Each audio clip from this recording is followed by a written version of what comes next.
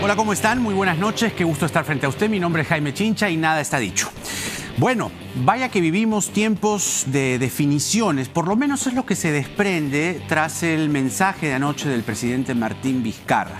Luego de los primeros pasos que se han dado en la reforma judicial, ¿no?, con el referéndum, y ahora se anuncia una reforma política. Vamos a hablar de eso más adelante con el analista, el politólogo Juan de la Puente, pero tengo el tremendo gusto de presentarle a mi invitado con el que abrimos el programa. Es el doctor Jorge Chávez Cotrina, coordinador de las Fiscalías contra el Crimen Organizado. Buenas noches, doctor. Muchas gracias por estar aquí. Sin duda su presencia resulta trascendente en la época en la que vivimos, en las definiciones que el país, la sociedad está tomando frente al crimen organizado, los destapes que se están y se han producido a lo largo de todo este año. Este año, Dios mío, el récord de destapes y de cosas que hemos visto, donde se ha puesto la atención, la lupa, vuestro trabajo ciertamente, en poner al descubierto bandas de crimen organizado, comenzando por Cuellos Blancos del Puerto. Hoy hemos visto las acciones contra el alcalde electo de Olmos, el gobernador regional de Lambayeque. Edwin Oviedo ya tiene 7 días detenido. Es decir, ¿por dónde comenzar? Es muy difícil. Pero, ¿qué piensa usted de estos tiempos? Es decir, ¿cómo ve usted la situación, teniendo en cuenta lo que he dicho en la presentación, ¿no? El presidente habla de una reforma judicial y caen estas organizaciones criminales. Yo creo que son buenos tiempos en la lucha contra el crimen organizado y la lucha contra anticorrupción. Creo que en los últimos meses, sobre todo entre noviembre y diciembre, se han dado duros golpes contra temas de autoridades elegidas y autoridades que están concluyendo su mandato, que han sido investigadas pacientemente por la Policía Nacional y la Fiscalía contra el Crimen Organizado, y se ha logrado pues determinar el modus operandi, cómo trabajaban, cómo iban ellos en temas de corrupción al más alto nivel dentro de sus gobiernos locales y regionales, y que luego de un paciente trabajo de inteligencia se ha logrado obviamente identificarlos, y también gracias a la colaboración de los jueces que han admitido las detenciones preliminares, se ha logrado las detenciones que hemos estado dando, ¿no? Ahora, digamos, llama la atención, y le decía antes de entrar al aire, que el foco de esta corrupción se destape en el norte y más precisamente en Lambayeque, es decir, el alcalde electo de Olmos, ¿no? O sea, a Chiclayo no aprendió nada con Beto Torres, el gobernador regional de Lambayeque y Edwin Oviedo en Tumán. Es decir, ¿qué pasa en Lambayeque? Bueno, parece que, como usted lo dice, no aprendieron la lección.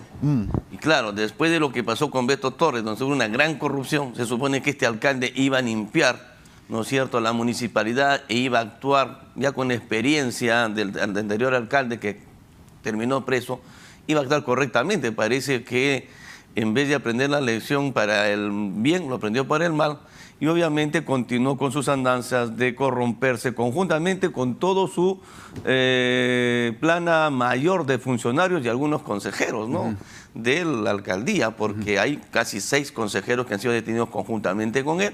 En día de hoy ha sido detenido el alcalde electo de Olmos, que está vinculado también a él en estos temas de corrupción, porque ellos han manejado la municipalidad como una empresa criminal que se dedicaba a cobrar, ¿no es cierto?, según la hipótesis del doctor Carrasco, coimas para dar las licitaciones a las empresas constructoras.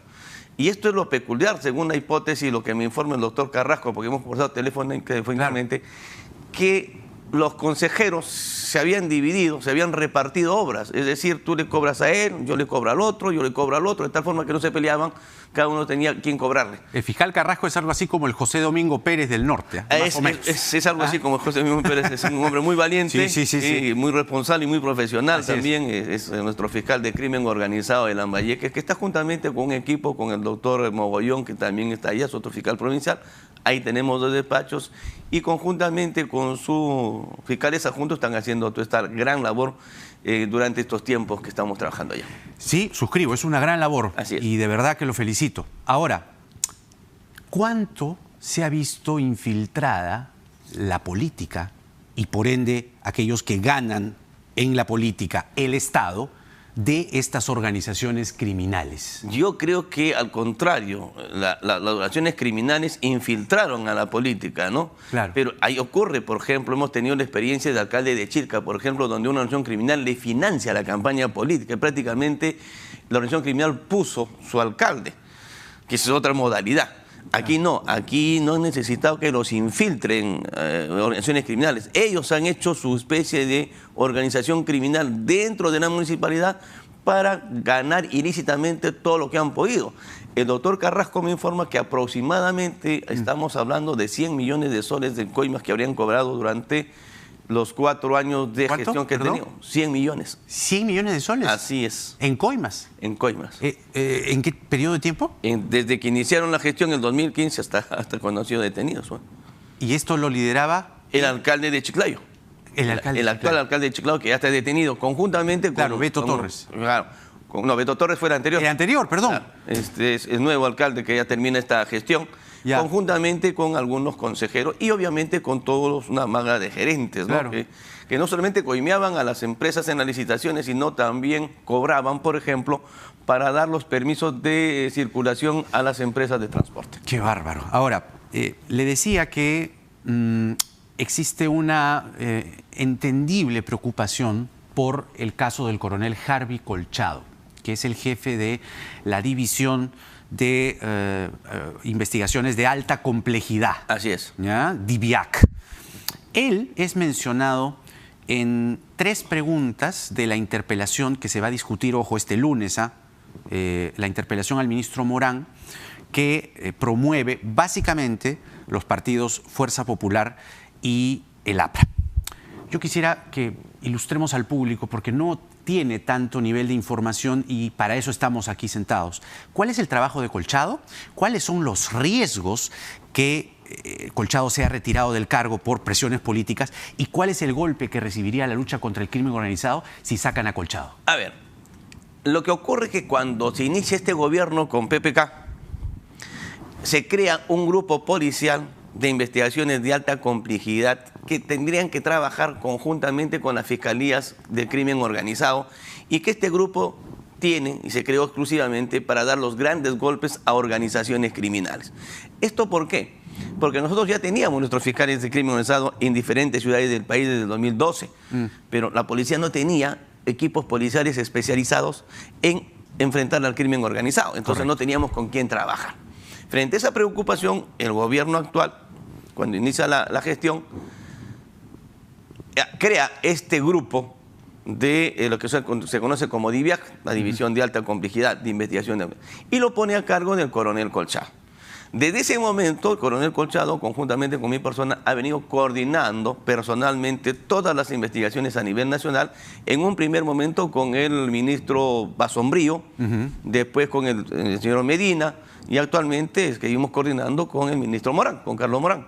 Entonces, él tiene un amplio conocimiento, digamos así, de la gran cantidad de organizaciones criminales que se están moviendo por todo el país, porque tiene un grupo de inteligencia, ¿no es cierto?, que trabaja conjuntamente con los fiscales. Entonces, el trabajo que nosotros realizamos con él es un trabajo, y con su grupo, un trabajo de mucha paciencia y de mucho profesionalismo, de inteligencia. Utilizamos agentes encubiertos, utilizamos óbices, utilizamos interceptaciones telefónicas, todo bajo la supervisión del fiscal y en cuanto a las intervenciones telefónicas con mandato judicial. ¿Cuál es la finalidad? Determinar qué organizaciones criminales existen. Por eso que en los últimos tiempos hemos dado duros golpes desde Tumbes hasta Ica. El último golpe que hemos dado, por ejemplo, ha sido en Ica, también estamos en el sur, que mañana se cumplen los 15 días y nuestra fiscal Ramos ya va a determinar la prisión preventiva para este grupo. Claro. Esta semana, nuestros últimos 10 días, hemos tenido casi todos los días operativos.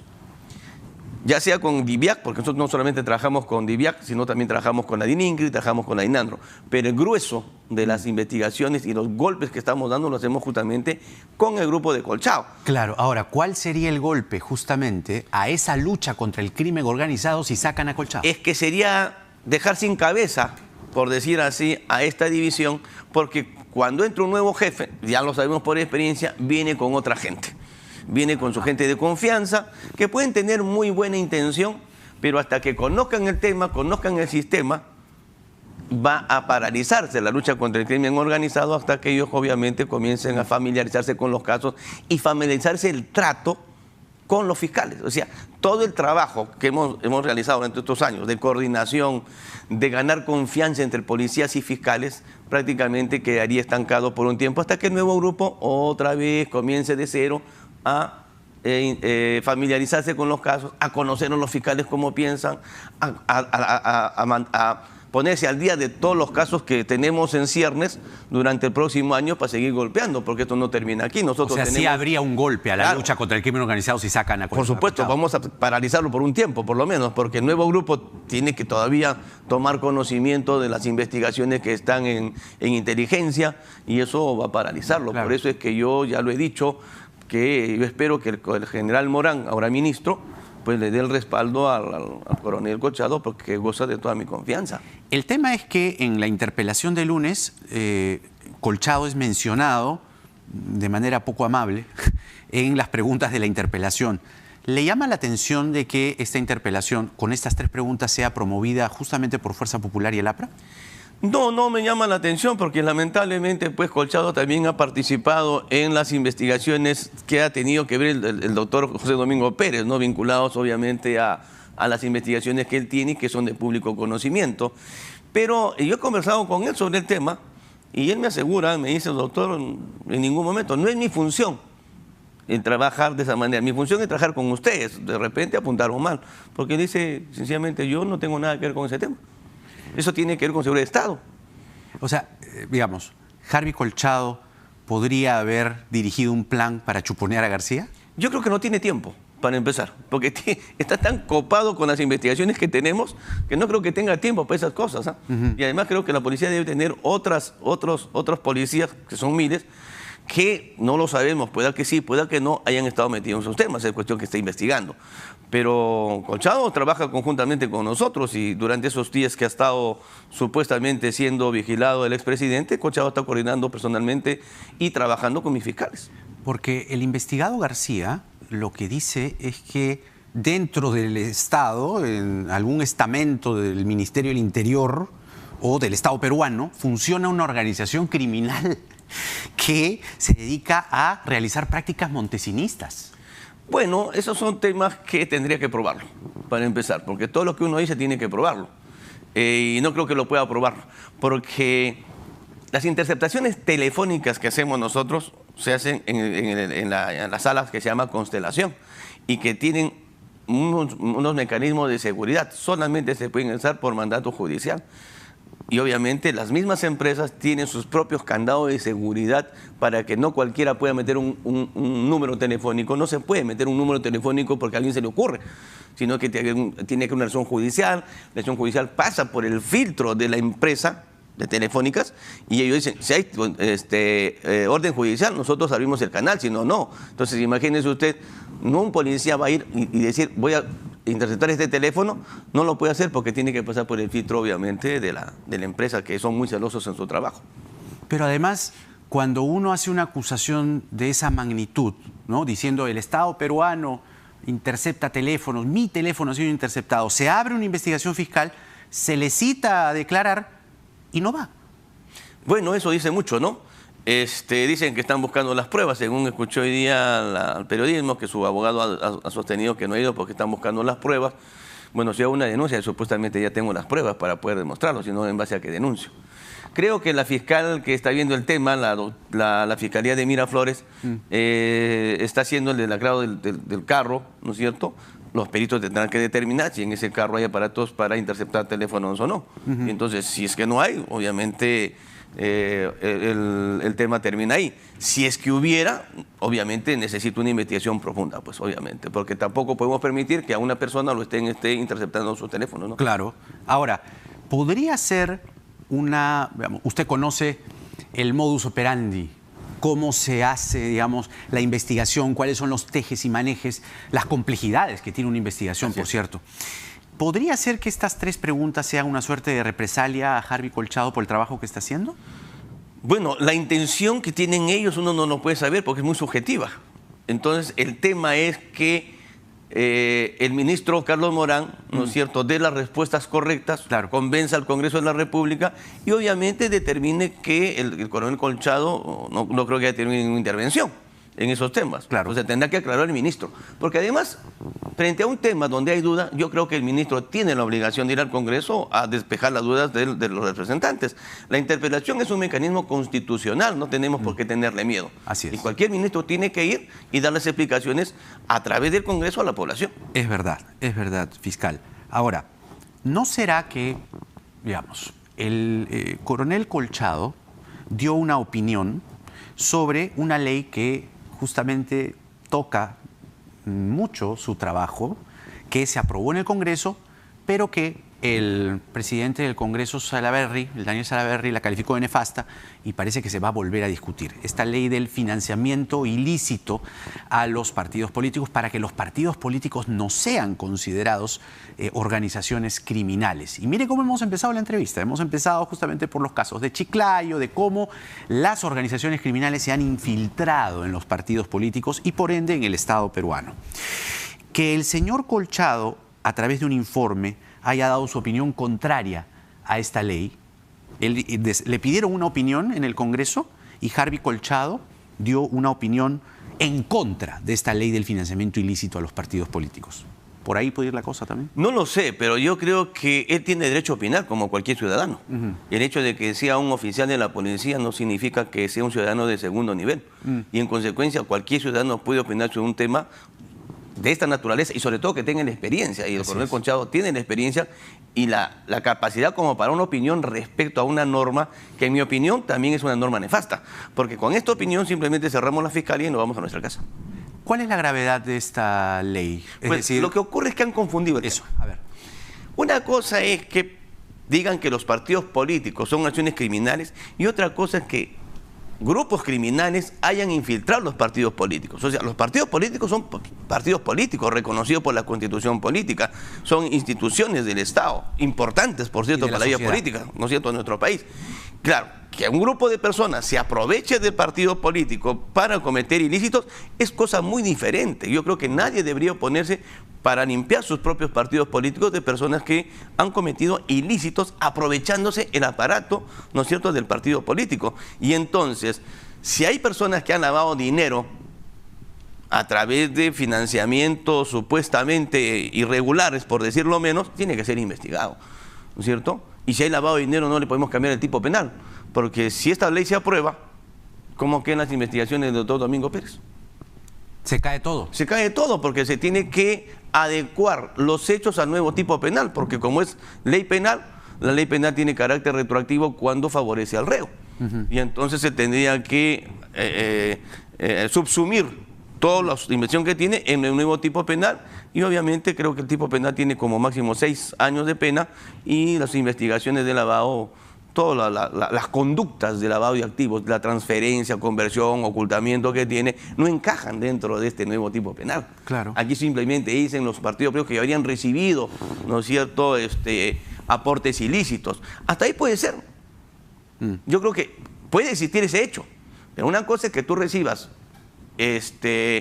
aportes irregulares ilícitos y otra cosa es que laves dinero, ¿no es cierto?, aprovechando una circunstancia de esta naturaleza. Porque, ¿qué se pretendía con esta ley? Digamos, a ver, ¿qué tan grave, ¿no?, hubiese sido? Porque la ley está, digamos, aprobada, el presidente la va a observar, pero digamos, la gravedad para procesos tan complejos como estos, que se cambie la tipificación del delito. No, se te caen todos los procesos, pues. Claro. La consecuencia lógica es que todos los procesos se van a caer. Ese es el tema. ¿Bien? Porque ahí va a haber un conflicto en algún momento, porque obviamente los fiscales van a seguir pretendiendo de que esas conductas son lavado y no es financiamiento ilícito. Entonces, ¿qué va a ocurrir? Va a ocurrir que los abogados de la defensa van a decir, van a pedir al fiscal, oiga usted, subsuma usted la conducta de mi patrocinado en el nuevo tipo penal. El fiscal se va a oponer porque para el fiscal, obviamente, decir, para mí esto continúa siendo lavado. Van a ir en apelación, la sala va a resolver. Puede que le den razón al fiscal, puede que le den razón a la otra parte. De todas maneras, eso va a llegar a la Corte Suprema. En casación tiene que ir a la Corte Suprema. Y la Corte Suprema tiene que emitir un pronunciamiento si es que esta norma encaja dentro de los hechos fácticos de los que están investigando fiscales. O sea, al final el que va a decidir si se aplica la norma o no, si es que se aprobase, es la Corte Suprema. Porque tiene que ir a la casación. Claro, pero digamos... Eso va a demorar. Así las cosas, lo único que queda, el único camino para esta ley es la derogación. Yo creo que no es la derogación porque todavía no está derogada, no está promulgada. Perdón, observarla, ¿no? El presidente la observa, pero el Congreso dice que se va a corregir, ¿no? O sea, que esta ley no, digamos, no exista, esta ley no puede existir. Bueno, eso depende del Congreso de la República al final. Pero para su trabajo, ¿qué piensa usted? Yo lo que espero es que esta norma, siendo observada por el presidente de la República, en el Congreso de la República, obviamente se quede ahí en el cajón de los recuerdos. Que se quede en el cajón de los recuerdos. Así es. Ya. Eso es lo que es mi opinión. Claro. Porque además, mire usted qué sintomático todo, ¿no? El caso de Fuerza Popular, ¿no? La infiltración de esta organización criminal, que así ha dicho el fiscal Pérez, liderada por Keiko Fujimori, Ana Vega, Pierre Figari, etcétera, ¿no? Que penetraron Fuerza Popular para cometer delitos. Que el sábado pueda ser excarcelada la señora Fujimori en su apelación, ¿cuánto complica el proceso? No complica el proceso, eso es parte del proceso penal, es parte del juego de las reglas que tiene el derecho procesal penal. El fiscal puede pedir la prisión preventiva, el juez se lo puede otorgar, la defensa tiene el derecho de impugnarla y la sala tiene la atribución de revocarla o mantenerla. Y el hecho de que la sala la revoque, obviamente no significa que el caso se caiga. Lo que único significa es que los que están detenidos en prisión preventiva van a salir y van a continuar, obviamente, su proceso en libertad. Pero obviamente el proceso tiene que continuar. Pero justamente se pidió prisión preventiva porque había un peligro procesal. Lógicamente, ¿no? Porque eran personas con poder, así es, con representación parlamentaria, claro, el chat, la botica, etcétera. Entonces, todo ese argumento, ¿cómo queda, digamos, frente a la situación de estos investigados y el proceso? Por eso le digo, lo que va a ocurrir es que la sala va a tener que ir, si decide que continúen en comparecencia o continúen con la prisión preventiva. ¿Qué sería lo mejor para usted? No voy a opinar sobre ese tema porque sería entrar a una investigación que no conozco y lo conoce el doctor Domingo Pérez y creo que no es ético hacer un comentario de un caso que tiene otro colega, ¿no? Me parece muy bien, respeto su respuesta. Pero el único partido que tiene esta sindicación de organización criminal, digamos, ¿no? La infiltración de una organización criminal es Fuerza Popular. Digamos, con el avance de las investigaciones en la lucha contra el crimen organizado, que esos son sus fueros, ¿existiría otro partido que también haya tenido esta infiltración? Que yo conozca, no. Ya. Lo que sí es importante que la población sepa es que cuando un fiscal imputa a un grupo de personas ser integrantes de una organización criminal, tiene que probar la existencia de la organización criminal. ¿Qué significa? Tiene que probar que hay estructura, tiene que probar que hay jerarquía, tiene que probar que hay permanencia, tiene que probar que hay división de roles, tiene que probar que hay coordinación y concertación. O sea, todos esos temas son, digamos, la estructura que conjuga dentro de lo que es organización criminal. O sea, para un fiscal no es fácil decir estoy frente a organización criminal porque un juez te dice, a ver, dígame usted cuál es la estructura, dígame usted cuál es el modus operandi, dígame usted cuál es el plazo indeterminado, ¿no es cierto? ¿Cuál es el rol que han cumplido cada uno de ellos en organización criminal? O sea, para que eso ocurra es porque el fiscal ha hecho una muy buena investigación y ha determinado todos estos temas, porque ningún fiscal se va a arriesgar a plantear un tema de organización criminal si no ya ha cumplido con demostrar mínimamente que existe organización criminal, independientemente de los delitos que han cometido dentro de la organización criminal. Claro. Porque puede ocurrir que usted sea miembro integrante de la organización criminal, pero que no cometa delitos fines. Porque la norma establece que basta con que usted sea integrante de la organización criminal, ya usted está cometiendo delito. Ya es un delito per se integrar. Claro, por supuesto, pues es un delito de peligro abstracto. Claro. Ya, independientemente de eso, usted puede cometer delitos fines de organización criminal, como puede ser coerciones, corrupción y cualquier delito. Pero basta con el hecho de ser integrante de la organización criminal para que ya usted esté inmerso en el tipo penal. Le decía hace un momento, ¿no? ¿Cuán infiltrada está la política de los criminales, digamos, o potenciales criminales o acusados de conformar organizaciones criminales? Usted que ha seguido, digamos, todo este proceso. Yo creo que estamos pasando por un momento bastante crítico, porque en casi todas las investigaciones que nosotros hemos hecho contra organizaciones criminales siempre ha habido funcionarios de las municipalidades, de los gobiernos locales, del gobierno ejecutivo que están infiltrados y son parte de una organización criminal. Es decir, las organizaciones criminales han tenido el cuidado de infiltrarse en organizaciones criminales por una simple razón. Una de las funciones que tiene una organización criminal es justamente buscar la protección. No hay organización criminal seria, por decirlo menos, que para su existencia no busque protección. Por eso que infiltran a la policía, infiltran al Poder Judicial, infiltran a la Fiscalía, infiltran al Poder Político, en todos sus estamentos ejecutivos, gobiernos locales, gobiernos regionales, porque necesitan protección. ¿Para qué? Para poder llevar a cabo sus actividades ilícitas y tener las ganancias que tienen. Claro. Y eso no es un tema nacional. A nivel mundial no hay organización criminal que no infiltre. Claro. Porque claro. ese es su, digamos, su modo respaldo. De supervivencia. Exactamente, además. su y respaldo. De crecimiento, ¿no? Exactamente. Y obviamente los infiltran y a veces los propios miembros de estos gobiernos ya se integran en la organización criminal porque ven que hay réditos económicos, ¿no? Claro, y justamente Harvey Colchado, en una opinión que le pide el Congreso sobre la ley del financiamiento ilícito a los partidos, ¿no?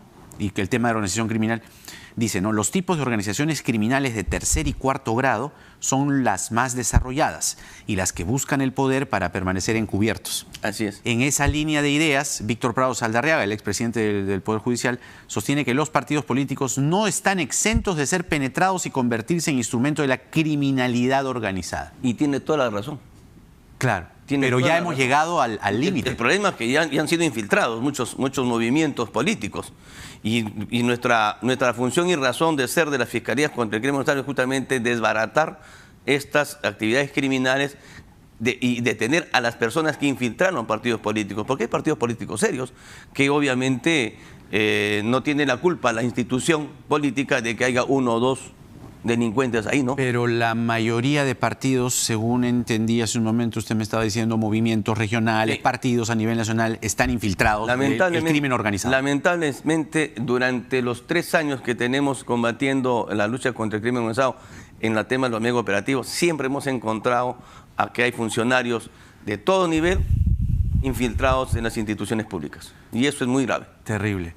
¿Qué va a pasar con Edwin Oviedo? Porque se cumplen hoy 7 días de esta detención preliminar. Él está físicamente, digamos, en la sede de la prefectura de Lima y ya se le ha dictado prisión preventiva por el caso Huachiturros, pero falta aún el caso Cuellos Blancos del Puerto, que están emparentados porque Oviedo necesitaba, para sobrevivir de Huachiturros y quedar impune, integró la organización Cuellos Blancos y la financió. ¿En qué va a quedar? Lo que ocurre es que la descripción que usted ha hecho es, digamos, la correcta. Gracias. Él necesitaba, para poder salir del problema en Chiclayo, que ser protegido desde Lima. Entonces, esta organización de los Cuellos Blancos le sirve a él, a través de Inostroza, para paralizar las investigaciones que tenía el doctor Carrasco.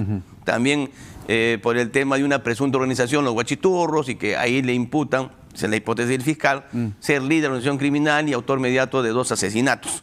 ¿Okay? Nada menos. Nada menos. Nada menos. Entonces, durante el tiempo que el doctor Juan Carrasco estaba investigando el tema de los Huachiturros, todas las acciones que hacía el doctor Juan Carrasco para avanzar con su investigación era frenada con una acción de amparo, una casación. De los audios. Antes, o sea, se descubrió. Claro. Después, claro, él tiene investigado a Huachiturros en 2015. Sí. Y esa investigación ha estado paralizada, porque jueces decían, no investigues, le prohibían que investigue, entonces prácticamente lo tenían atado. Independientemente de eso, le sembraban, creo que hasta 25 denuncias en control interno. O sea, no lo dejaban trabajar. ¿Se dan cuenta? Y eso obviamente porque desde Lima había el direccionamiento para que esa investigación no continúe. Y ahí salta Cuellos Blancos del Puerto. Justamente, es Inostroza el que mueve, digamos, todos sus hilos para que jueces del lugar y algunos jueces de Lima, incluso sus salas, con una casación, paralicen la investigación. A cambio de eso, Oviedo, ya está demostrado, hay audios además, le ofrecía entradas al Mundial, le pagaba un asesoramiento mensual, ¿no es cierto?, hasta le daba servicios médicos en la Videna. Entonces, esa es la vinculación entre los Cuellos Blancos y los Huachiturros.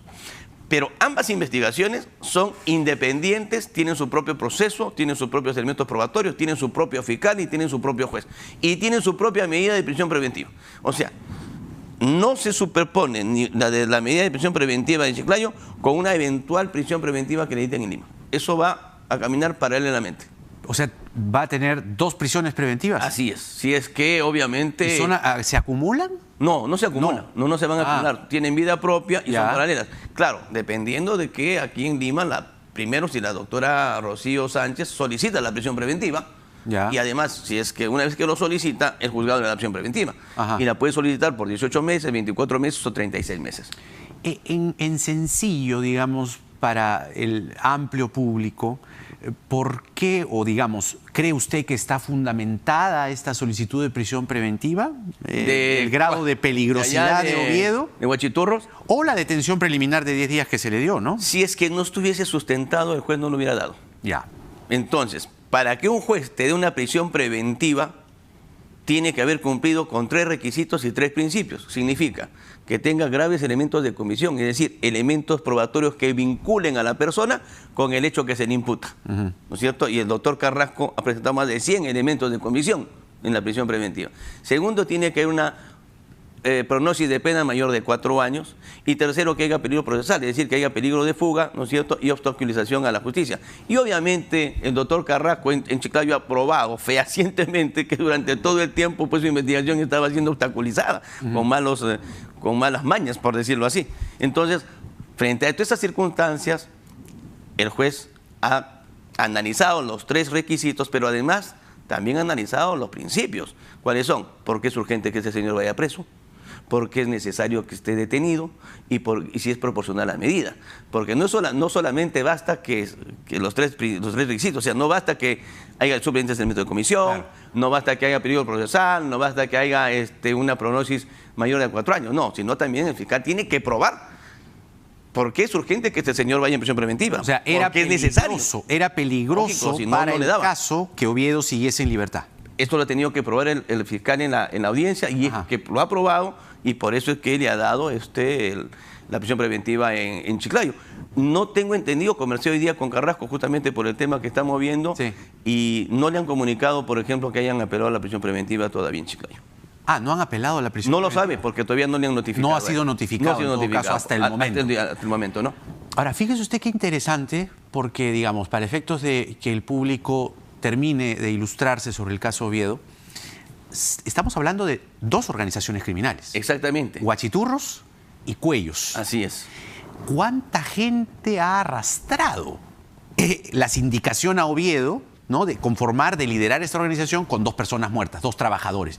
Estamos hablando de congresistas, estamos hablando de jueces supremos, estamos hablando del expresidente de la Corte Suprema. Es decir, por favor, díganos, explíquenos estos 2 organigramas y cuánta gente ha arrastrado. A ver, cuando se inicia la investigación por la presunta organización de los Huachiturros, el año 2015, el doctor Carrasco ya tenía avanzada su investigación y comienza a determinar la estructura de esta organización criminal. Conforme iba avanzando, y con los testigos que tenía y con todas las datos de investigación, logra determinar toda la estructura de los Huachiturros. Dentro de esa estructura establece en su hipótesis fiscal que el líder de la organización era Oviedo y que él sería el autor mediato, siempre incondicional, de los asesinatos. Frente a esta investigación, Oviedo estaba en Lima, era presidente de la Federación Peruana de Fútbol y entonces en su desesperación ha pretendido frenar la investigación del doctor Juan Carrasco. Para eso utiliza a Inostroza, que era presuntamente también el líder de la organización criminal Los Cuellos Blancos del Callao. Claro, con el poder que tenía, ¿no es cierto?, él ha ido poniéndole trabas a la investigación y lo ha estado frenando. Es decir, una organización al servicio de otra organización criminal. Eso es lo que está pasando. Claro. Las acusaciones entonces están... No, las acusaciones que tiene en ambos lados son serias porque en el tema de los Huachiturros, como le digo, el doctor Carrasco ha presentado más de 100 elementos de convicción que lo vinculan con los... 100 elementos. Más de 100 elementos de convicción que lo vinculan a él con los hechos. Y en el tema de los Cuellos Blancos también existen elementos de convicción que la doctora Rocío Sánchez ha ido acopiando y que continúa copiando a consecuencia de su detención y que al término de los 10 días ella va a tomar la decisión de pedir la prisión preventiva o no. Eso depende de ello. O sea, finalmente sí, pues va a tener 2 prisiones preventivas. Así es, 2 prisiones. Increíble. Doctor, usted en septiembre dijo que había preocupación entre los fiscales por su institución a propósito de los cuestionamientos al fiscal de la Nación, el doctor Pedro Chávarri.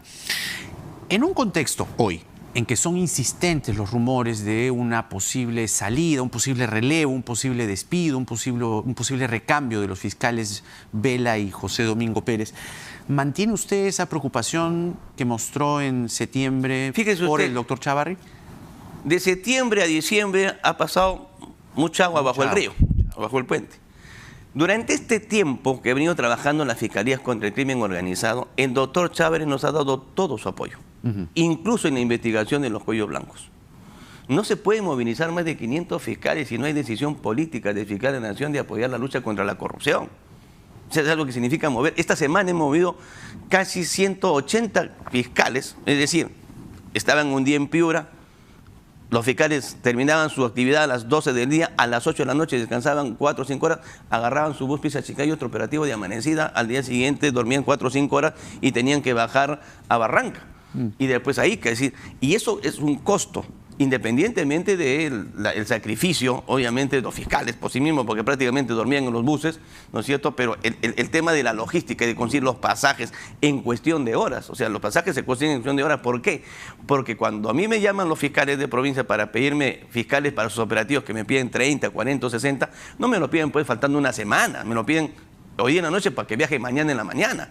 ¿Por qué? Porque el operativo es reservado y tiene que ser rápido.